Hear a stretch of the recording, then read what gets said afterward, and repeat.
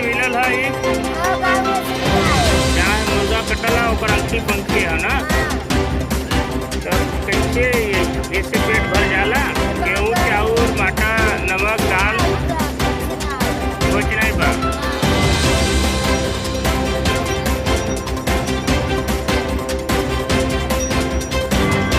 है आपका का समस्या है?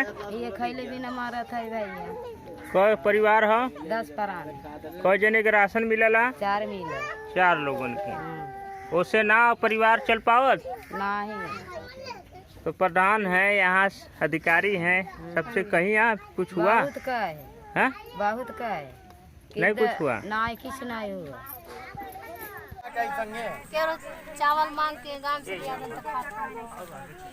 तो खाना खर्चा कैसे चलता? खाना खर्चा ये गांव से जाए मांग के लिए। का नाम हो कितना जने आपके परिवार में हैं? 7 जने। यानी 3 लोगन के और राशन नहीं मिलत। प्रधान वगैरह से कुछ लोगों से कहीं आप लोग बनवाने के लिए नाम क्यों बनाते नहीं? क्यों नहीं बनाओ था? नाम हो आपका? सीला नाम बा। का समस्या है? ये समस्या देखो ये खर्चा नहीं मिला था ना तेल नून चल सकता। काम धाम चलता? कुछ नहीं चला तो दोना पत्ता बीचत रहे तब पैसा रही तब सरकारी आवास ना मिलत हो? कुछ नहीं मिला तब भैया जाई था आवास बोले हमने दौड़ा सरकार शौचालय बनाओ था वो ना मिलत हो? नहीं मिला था। काहे नहीं मिलत हो? कहीं बाहर से आई हैं कि यहीं के रहने वाली हैं? यही ठीक न रही तो राशन कार्ड कहाँ से बना? हाँ हाँ। खर्चा फिर का जाए थे जगह खेते में दौड़ा। यहाँ देखे थे लोग मुर्गा जो बनता है लोग काटते हैं, मुर्गा का पंखा छील के लोग आपके बगल में खा रहे हैं। ये हालत आ गई है, अनाज नहीं मिल रहा। कुछ नहीं मिला था। मिला था 30 किलो तक कुछ खा ही नहीं सकता न तनी सूखे के ना खाबा। अच्छा अच्छा। गदेला आधा खाता ना आधा छीटा था। हाँ सूखे के मारा अतन न पानी पी सकत न देखा ना। का दिक्कत का समस्या? समस्या यही बा न पानी पिए के मिले था न भोजन मिले था न दोना पतई बंद हो गया। हैंडपंप यहाँ नहीं है? नहीं कुछ नहीं बा। तो पानी कैसे आवला? बाहर कितना दूर हो? 1 किलोमीटर बा। तो ये जो महुआ का पत्ता हो का एक धंधा चलत हो? लेता नहीं बा। लगन में भी नहीं कुछ भयल? सरकार के तरफ से कौनो मदद? कौन मदद बा? ये लखा राशन कार्ड बा? हाँ राशन कार्ड बा, पेंशन बा, कुल बा, बाजिक नहीं बा बाबू। राशन ना मिलला कोटा से? नहीं राशन मिले विधवा मिले तो हमार काट दी। कट गल? हाँ विधवा मिले तो काट गल। कट गल तो हार ठीक है हम पता करत है। ये चित्रसेनपुर गांव है वाराणसी जिले का और ये आप मुसहर बस्ती देख रहे हैं। यहाँ पे पिछले 5 महीनों से लॉकडाउन के दौरान भोजन की बहुत दिक्कत हुई, इनकी आजीविका की बड़ी दिक्कत हुई। क्या सरकार की तरफ से कोई व्यवस्था नहीं हो पा रही है? देखिए सरकार की तरफ से आप देख रहे हैं यहाँ पे कि इनके जो है कि आजीविका के लिए जो राशन देना चाहिए था वो भी पर्याप्त नहीं है, बल्कि जो जितने लोगों का नाम राशन कार्ड में है उनमें से भी नाम यहाँ पे कट जा रहा है। आप देख रहे होंगे कि ये लोग झोपड़ी में रह रहे हैं पिछले 2500 साल से। इनके लिए कोई आवास की व्यवस्था नहीं है, हैंडपंप की व्यवस्था नहीं है। कितने परिवार हैं कुल? यहाँ पे लगभग 21 परिवार हैं जो कि इस दंश को झेल रहे हैं। सबका राशन कार्ड है? 13-14 लोगों का यहाँ पे राशन कार्ड बना है और शेष 6-7 लोगों का नहीं बना है, और जिनका बना भी है उनका भी नाम जो है कि राशन कार्ड से कटता जा रहा है।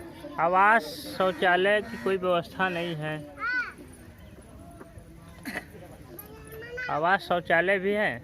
यहाँ पे कोई आवास नहीं, सिर्फ 6 साल पहले एक आवास मिला और इनके पास कोई ज़मीन नहीं है, और ज़मीन न होने के कारण भी, और सबसे बड़ी बात यह है कि सरकार की या फिर अफसरों की कोई इच्छा नहीं है कि यहाँ पे इनके लिए ज़मीन की व्यवस्था की जाए या फिर इनके लिए आवास की व्यवस्था की जाए या फिर शौचालय की व्यवस्था। नरेगा जैसी स्कीम में क्या इनको रोजगार नहीं मिल पा रहा है? देखिए नरेगा में इन्होंने पिछले जो है कि 2 साल पहले इन्होंने आवेदन किया था, उस वक्त काम मिला था। अब इनको काम मिलना मुश्किल हो रहा है क्योंकि ये मुसहर समुदाय के लोग हैं, इनके पास कोई आजीविका का साधन नहीं है, और 1-1 महीने 2-2 3-3 महीने जो है कि मनरेगा की मजदूरी रुक जाती है। हाँ। जिसकी वजह से ये लोग अब मनरेगा के प्रति बहुत जो है कि उत्साहित नहीं है। ये बताइए जिस जगह पे यह रह रहे हैं बगल में तालाब है, कई पेड़ भी कटे हुए यहाँ दिख रहे हैं, क्या आपके यहाँ सुंदरीकरण होना है क्या है? देखिए, ये तालाब सुंदरीकरण का काम चल रहा है और ये ब्लॉक जो है कि नीति आयोग ने गोद लिया हुआ है। ये मॉडल जो है कि ब्लॉक है, लेकिन आप मॉडल ब्लॉक की ये तस्वीर देखें कि एक तरफ ये मुसहर समुदाय वहीं जो है कि ज़मीन पर रहते थे, उनको हटा दिया गया और यहाँ पे जो पेड़ थे वो सुंदरता के नाम पे जो है कि काट लिए गए और इनको वहाँ से खदेड़ा जा रहा है। इनकी दशा सुधारने के लिए सरकारों की तरफ से कोई मुकम्मल प्रबंध नज़र आ रहा है? देखिए, अभी तक ऐसा कुछ नहीं है, क्योंकि लगभग 32-33 गाँव में यही हाल है और हर जगह मुसहरों का यही हाल है। हम लोग पूरी कोशिश करते हैं कि मुसहर समुदाय के लोगों को प्रायोरिटी के आधार पर सारी योजनाओं का लाभ दिया जाए, लेकिन वर्तमान में ऐसा होता दिख नहीं रहा है। प्रधानमंत्री जी का संसदीय क्षेत्र होने के बावजूद भी मुसहरों की तस्वीर नहीं बदली। 2014 में मीडिया में खबरें आई थी इसी इलाकों की कि अब मोदी जी यहाँ से चुनाव लड़ेंगे। क्या उसके बाद भी यहाँ की तस्वीर बदली कुछ? 52,000 करोड़ के ऊपर अगर मेरा आंकड़ा सही है तो नरेंद्र मोदी जी की तरफ से बनारस ज़िले के विकास के लिए दिया गया, लेकिन वो 12,000 करोड़ रुपए अगर यहाँ पे उसका कुछ हिस्सा भी लगता तो शायद इनकी तस्वीर बदल जाती। तो कुल मिलाकर के बहुत आशावान हम लोग नहीं हैं। क्या वजह है? देखिए, सबसे बड़ी बात है कि आपको जो समाज के सबसे हाशिए पे रह रहे हैं, आप उनको प्रायोरिटी के आधार पे उनके रोजी रोटी और जो है कि तमाम सुविधाओं के लिए आपको काम करना होगा। हम लोग भी कोशिश कर रहे हैं कि सरकार तक ये बात पहुंचे, लेकिन 2014 में भी ढेर सारे मीडिया के लोग इसी गांव में आए थे और यहीं पे फिल्म बना के लेके गए थे। आपका अब क्या मांग है कि इनको क्या तत्कालीन राहत दिया? यहाँ पीने के पानी नहीं है, शौचालय नहीं है, आवास नहीं है, रोजगार नहीं है। सरकार से यहाँ के जो प्रतिनिधि हैं, प्रशासनिक अफसर हैं, उनसे तत्कालीन क्या मांग है? देखिए, सबसे पहले हम मांग करते हैं कि आप हमें ज़मीन दीजिए, इन मुसहरों को ज़मीन दीजिए, जमीन पट्टा कराएं। बिल्कुल, और उसके बाद में उस ज़मीन पे आवास दीजिए और आवास के बाद में उनके पीने की जो व्यवस्था है वो दीजिए और फिर हम लोग लड़ करके काम सरकार से ले लेंगे। लेकिन हम रह नहीं पा रहे हैं, हमारे पास रहने को कोई जगह नहीं है, ज़मीन नहीं है। रोजगार जो इनका परंपरागत रोजगार था, जैसे दोना पत्तल था, बाकी चीज़ें थी, क्या वो ख़त्म हो गई?